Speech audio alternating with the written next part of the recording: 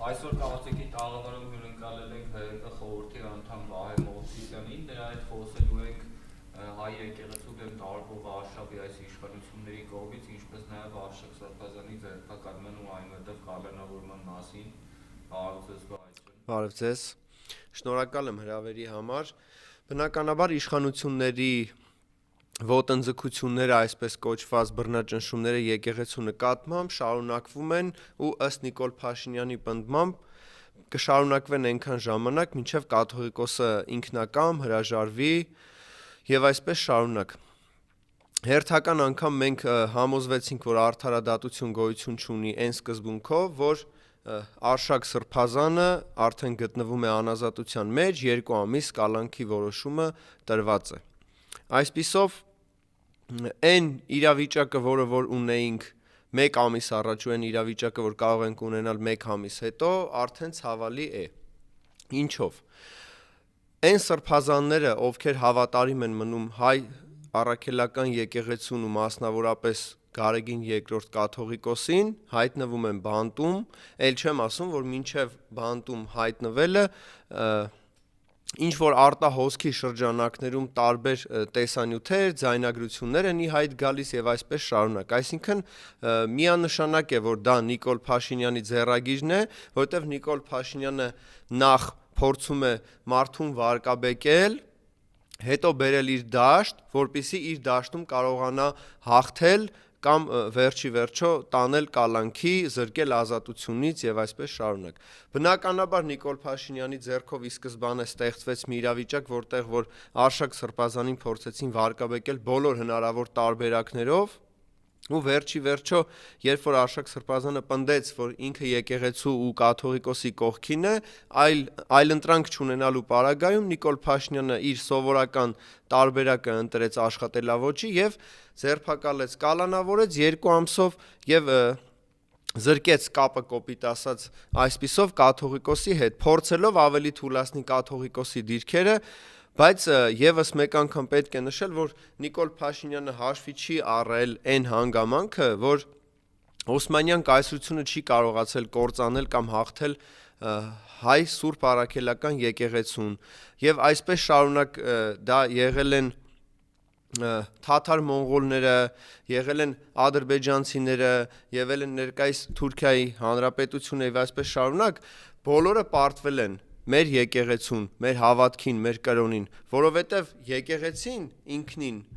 Աստծո տունն է, մեր ժողովրդի համար եկեղեցին մեր Աստծո տունն է եւ այսպես շարունակ։ Այսինքն այն ինչը որ ուզում է Նիկոլ Փաշինյանը իր ուժերի ներածին չափով փորձի, մաքսիմումով փորձի, օգտագործի իր ամբողջ իշխանությունը ու լծակները, չի կարողանալու, չի հաջողելու, որովհետև Նիկոլ Փաշինյանը չի կարող հաղթել եկեղեցուն 1700 եւ ավել ամյա։ Նիկոլ Փաշինյանը ընդհանրապես հաղթելու հետ կապված ոչ մի աղերս չունի։ Նիկոլ Փաշինյանը ու հաղթելը իրար հետ ոչ մի կապ չունեն։ Նիկոլ Փաշինյանը կապ ունի պարտվելու հետ, Նիկոլ Փաշինյանը կապ ունի հանձնելու հետ, Նիկոլ Փաշինյանը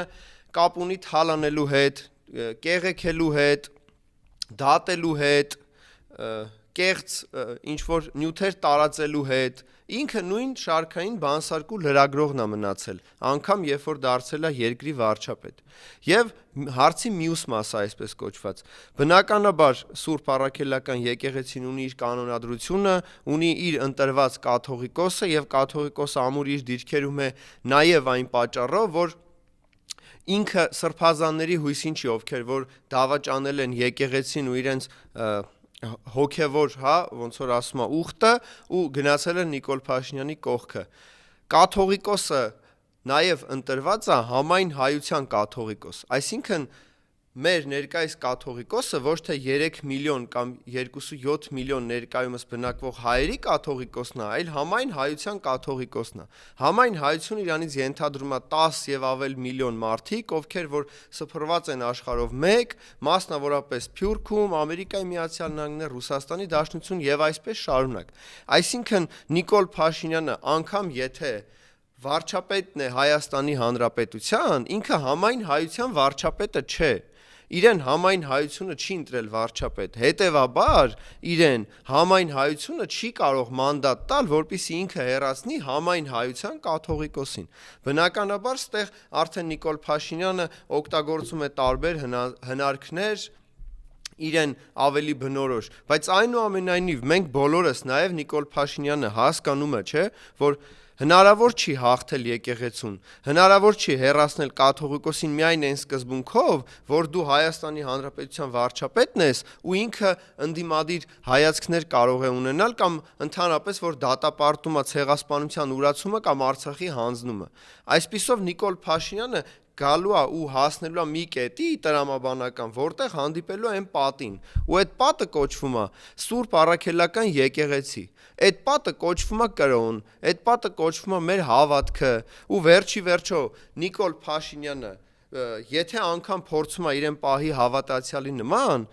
մենք բոլորս հասկանում ենք, չէ, որ Նիկոլ Փաշինյանը ծառայում է սատանային ու Նիկոլ Փաշինյանը յուրաքանչյուր պարագայում, անկախ նրանից իր պաշտոնավարումը կերկարաձգվի, թե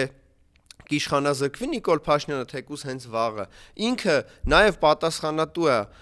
Աստծո առաջ իր բոլոր կատարած մեղքերի համար, ընդհուպ մինչև եկեղեցու վրա հարձակում, կրոնի վրա հարձակում, սրբազանների վրա հարձակում, կաթողիկոսի վրա հարձակում։ Այսպիսով, ինչ էլ փորձի անի Նիկոլ Փաշինյանը, ներկա իշխանականները, ուսապարկերը, նախարարներ կլինեն թե մարզպետներ, իրանց մաքսիմումը հավաքվեն, կարգալույծ մեկին գտնեն ու փորձեն պատարակ բեմադրել։ Բայց իրենց անցկացրած պատարակները շատ ներողություն, բայց ուղղակի մասովկա է, ոնց ֆիլմերում է լինում։ Այսինքն իրենց մոտ չկան հոգևոր արժեքներ։ Իրենք պատարակ չեն մատուցում Աստծուն, որ ների իրենց մեղքերի համար։ Իրենք պատարակ են մատուցում, որ այդ պատարակը նկարեն, հրամցնեն ժողովրդին, որ տեսեք, գիտեք ինչ կա, պայմանականորեն այս մարդը կարգալույծ է եղել, բայց մենք չենք ընդունում կաթողիկոսին, ինքը իրավունք ունի պայմանականորեն այս պահին ինչ որ հոգևոր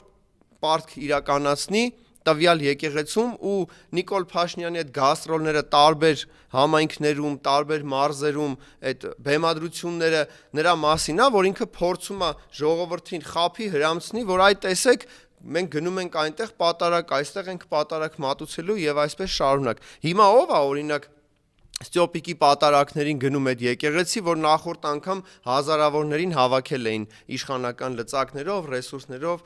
քաղաքասարակությամբ այսպես կոչված։ Բնականաբար Ստյոպիկն է մնացել, մեկ էլ գնել է, իրար հետ ասում, խոսում, տենց ինչ որ նոր բեմադրություններ են գծագրում ու այդքանով սահմանափակվում է։ Հիմա էլ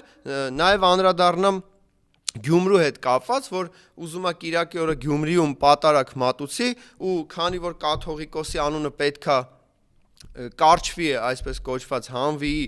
պատարակի ընթացքում չպետք է կաթողիկոսի անունը հնչի, եթե Նիկոլ Փաշինյանը ներկա այդ պատարակին, բնականաբար բոլորը հրաժարվել են, ամբողջ անձնակազմը տվյալ 7 վերք եկեղեցու իրենց ստորագրություններով թուղթ են ներկայացրել, որ մենք չենք կարող խախտել այն, ինչը որ տարիներ շարունակ, դարեր շարունակ շարունակվում է ու դա հոգևոր կանոնագրքի մի մասն է։ Այսպիսով հիմա Նիկոլ Փաշինյանը ստիպված պետք է էլի գտնի մի կարգալույծ եղած մեկին կամ հերթական նոր դավաճանին, ով որ ոչ թե դավաճանելու է միայն հայ ժողովրդին, այլ ընդհանրապես դավաճանելու է իր կրոնը, իր հոգևոր ուխտը, իր կաթողիկոսին ու Սուրբ Առաքելական եկեղեցուն ու կանոնադրությանը։ Ու հերթական անգամ հիմա էլ Գյումրիում բեմադրի ինչ-որ բեմադրություններ կազմակերպի, նաև պետք է հաշվի առնել, որ հենց Գյումրիի քաղաքապետը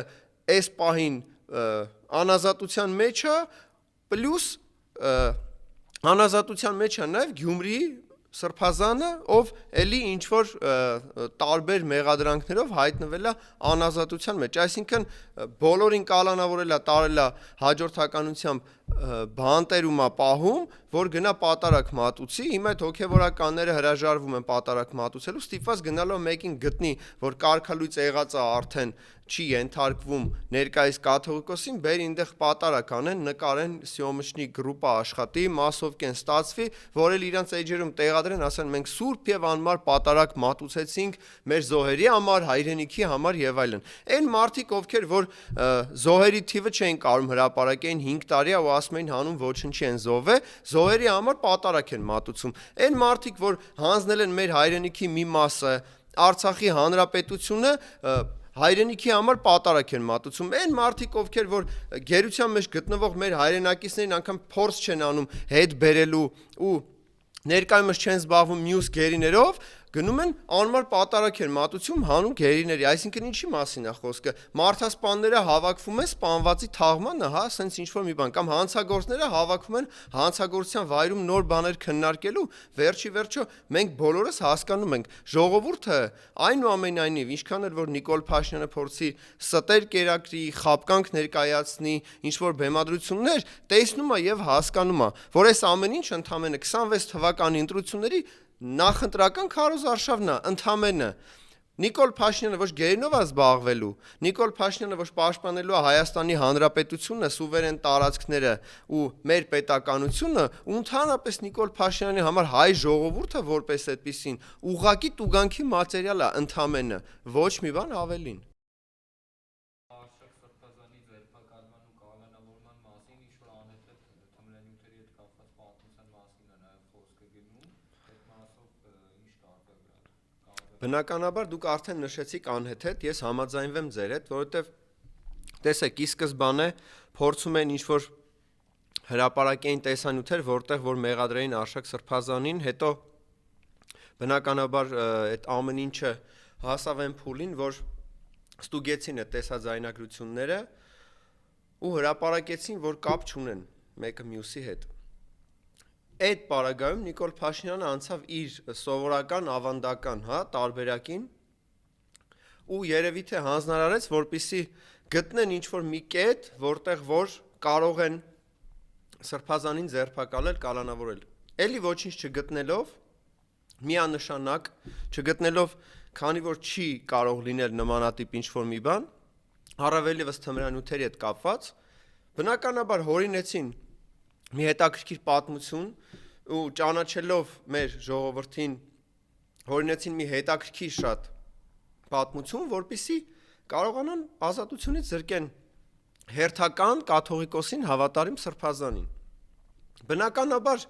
եղած կլինեն առաջարկներ իմ կարծիքով հաշվի առնելով Նիկոլի աշխատելավոճը, որ տարբերակներ են մանեկել, որպեսզի թուլացնեն կաթողիկոսին, իր շրջապատի մարդկանց, իրեն հավատարիմներին եւ այսպես շարունակ։ Հասնելով Արշակ Սրբազանին, տեսնելով, որ այլ տարբերակներ չի դիտարկվում, չի քննարկվում, որոշել են ուղղակի կալանավորեն։ Ինչպես կալանավորված են մեր մյուս սրբազանները տարբեր հոդվածներով, բայց բացառապես քաղաքական տեքստերով ու ենթատեքստերով։ Սրբազան կա մեղադրում են տերորիզմի մեջ, սրբազան կա մեղադրում են թմրանյութի մեջ, բոլորս էլ հասկանում ենք, որ սրբազանները քաղբանտարկյալներ են, որովհետև ոչ միայն սրբազաններ, այլ ընդհանրապես քաղբանտարկյալներ ունենք համայնքապետ, քաղբանտարկյալներ ունենք տարբեր քաղաքական գործիչներ, ընտրված ժողովրդի կողմից համայնքապետ է եղել նաև խոշորացված համայնքի եւ այսպես շարունակ։ Անկամ ունենք սպանված համայնքապետ, այսինքն Նիկոլ Փաշինյանը ինչու՞ չպետք է Արցախ Սրբազանին փորձեր կալանքի տանել կամ ազատությունից զրկել, եթե դրանից օրեր առաջ Արշակ Սրբազանը պնդեց, որ ինքը կաթողիկոսի ու եկեղեցու կողքին է, որ այդ հերյուրանքները ոչ մի բանի մասին են ու կաթողիկոսին թուլացնելու համար այլ տարբերակ չուներ, քան հորիներ ինչ-որ պատմություն, հորինվածք, որի արդյունքում կարողանար ինչ-որ կերպ հասցներ գործը ավարտին ու զրկեր ազատությունից։ Բնականաբար Արշակ Սրբազանը քաղբանտարկյալ է, դա հիմա էլ արձանագրված է, արձանագրվելու է նաև հետագայում Նիկոլի իշխանությունից հետո, նաև պատմության մեջ մնալու է, որ եղել են սրբազաններ, ովքեր որ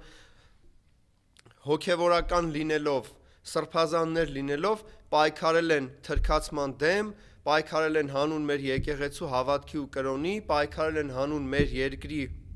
ու ազգի ու պետության ընդհանրապես բարության ու պայքարել են Նիկոլ Փաշինյանի դեմ, որ դեմ ա եղել եւ պետությանը, եւ կրոնին, եւ երկրին, եւ մեր